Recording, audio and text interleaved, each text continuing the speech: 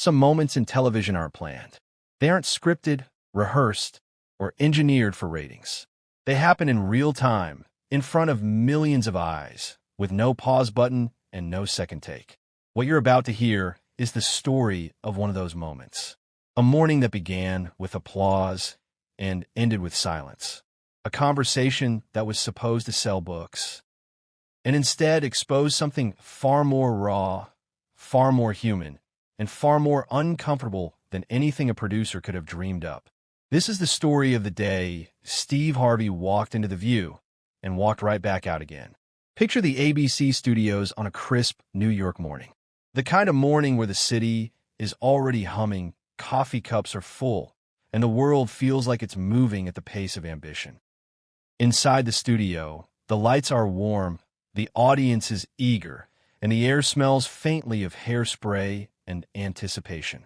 The View, one of the longest-running, most talked-about programs in the history of daytime television. A show built on opinions, strong ones, delivered by women who have never been afraid to say exactly what they think, no matter who's sitting across from them. On this particular morning, the guest chair belonged to Steve Harvey, a man who needs very little introduction. Family Feud host, stand-up legend, best-selling author, a man who had turned warmth, humor, and hard-won wisdom into an empire built on making people feel good. He arrived early, the way professionals do, greeting production assistants by name, sharing a joke with the makeup team, flashing that unmistakable smile that had become one of the most recognizable faces on American television. Everything felt routine. Everything felt safe. It wasn't. The producers had given simple, clear instructions to the co-hosts that morning. Keep it light. Keep it fun. Steve was there to promote his new book on relationships and tease an upcoming comedy special. A friendly conversation. A warm segment. Easy television. Whoopi Goldberg, serving as moderator, welcomed him onto the stage with the kind of genuine affection that comes from two veterans sharing the same industry for decades. Ladies and gentlemen, please welcome the king of family television himself, Steve Harvey. The audience erupted. And Steve, because he is Steve Harvey, didn't just walk out. He worked the room. He moved through that applause like it was a current he was born to swim in. He hugged each co-host one by one, taking his time, making each woman feel seen. He saved Joy Behar for last. And in that brief embrace, in that one small moment that most people in the room probably didn't even notice, Steve felt it.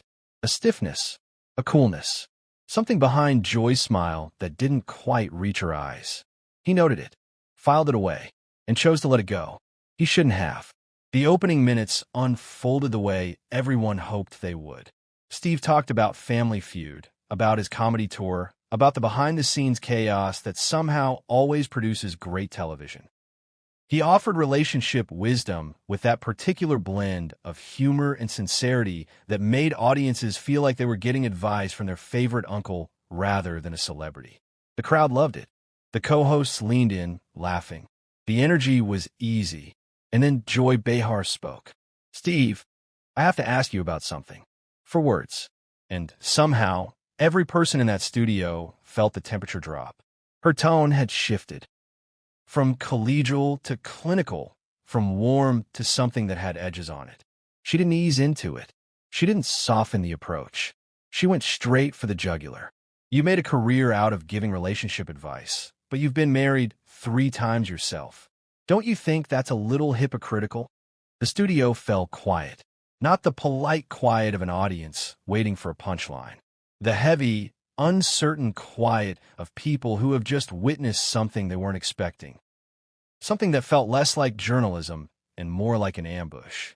Steve's smile faltered, just for a moment, just long enough for anyone paying close attention to see that beneath the composure, something had landed. He recovered quickly, the way only someone with 20-plus years of live television experience can recover. "I think my experiences, both good and bad, actually qualify me to help other people. I've learned from my mistakes. That's exactly what makes my advice valuable. I'm not claiming to be perfect. I'm claiming to be experienced." It was a good answer, a measured answer, The kind of answer a man gives when he's been asked that question before and has had time to sit with it. But Joy wasn't looking for an answer. She was looking for a reaction. Don't you think it's convenient that you can profit off of relationship advice while your own personal life has been, let's say, complicated? Uncomfortable glances shot between the other co-hosts. The kind of glances that say, where is this going and how do we stop it? But no one stopped it. Steve leaned forward. His voice remained calm, but there was something underneath it now, a firmness, a weight, the sound of a man choosing every word deliberately. Joy, I don't hide my past. I'm open about my journey because that's what makes my advice real. I'm not some theoretical relationship guru sitting in an ivory tower. I'm a man who has lived through the ups and downs of love and marriage, and I use those experiences to help other people avoid the same pitfalls. And then Joy delivered the line that changed everything. Doesn't that make you more of a cautionary tale than an advice giver? I mean, if I wanted relationship advice, I'd probably go to someone who got it right the first time. A breath. Held too long. Somewhere in the audience, someone shifted in their seat. The cameras kept rolling. And Steve Harvey, a man who had stood on stages in front of thousands, who had hosted the most stressful game show on television, who had built a career on keeping his composure under pressure, felt something tighten in his chest. He didn't explode. Not yet.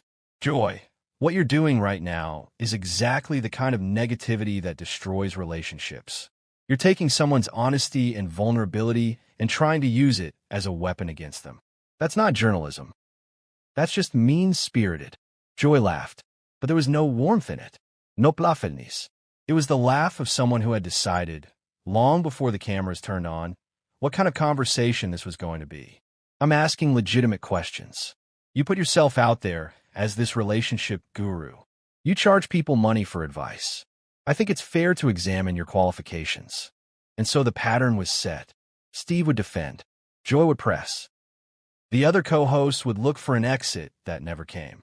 And the audience, the hundreds of people who had lined up for what they thought was going to be a fun morning of television, would sit and watch it all unravel. For the next several minutes, the exchange continued in this dangerous rhythm. Steve tried to redirect. Joy refused to be redirected. Whoopi attempted to steer the ship back toward shore. Joy cut her off mid-sentence. It was then that Steve did something unexpected.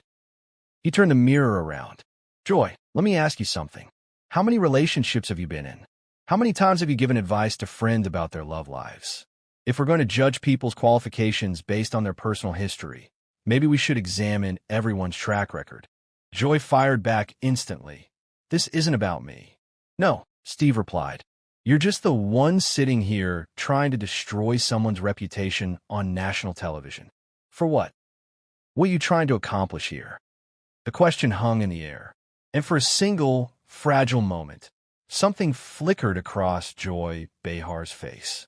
Something that looked almost like uncertainty. Like a door had been opened that she hadn't expected. But it closed just as quickly as it opened, and she stepped back into the fight with renewed intensity. What I'm trying to accomplish is honest journalism, something that seems to be in short supply these days. Steve stared at her.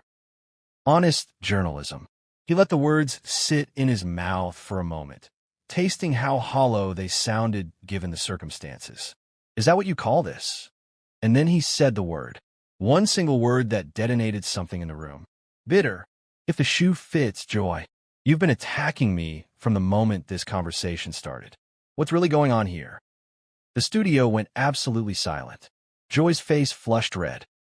The word had landed somewhere deep, somewhere personal, somewhere she hadn't anticipated giving him access to.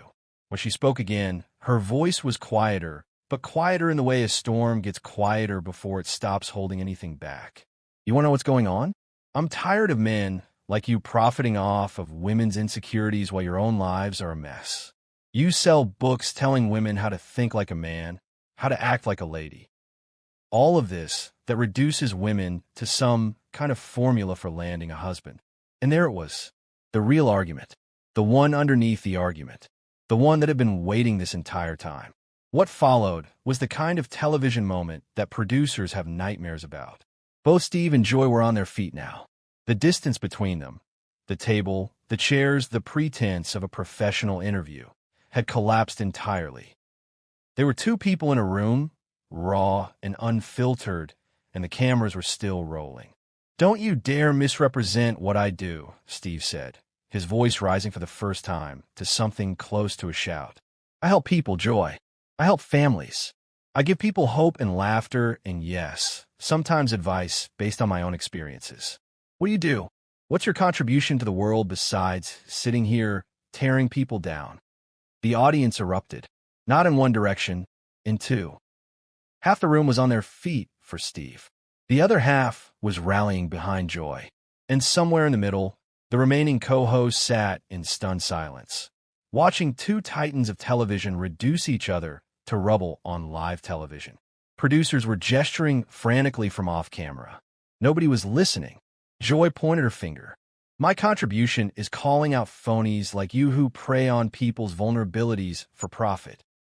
You are nothing but snake oil salesman in a nice suit, Steve Harvey." Steve stood at his full height, which is considerable, and the room seemed to hold its breath. "And you are nothing but a bitter woman who cannot stand to see other people succeed." Joy's voice cracked. "How dare you psychoanalyze me on my own show?" "Your show?" Steve laughed, and it wasn't a kind laugh. "Last time I checked, this was called The View, not the Joy Behar show." "But I guess that's part of the problem, isn't it? You think everything revolves around you and your opinions."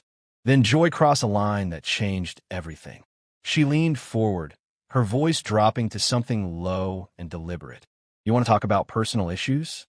Let's talk about how you treat your staff. Let's talk about the stories I've heard about what goes on behind the scenes of your shows." The studio went completely still. Whatever had come before, the sparring, the provocation, the escalating insults, all of it had existed in the realm of opinion and debate. This was different.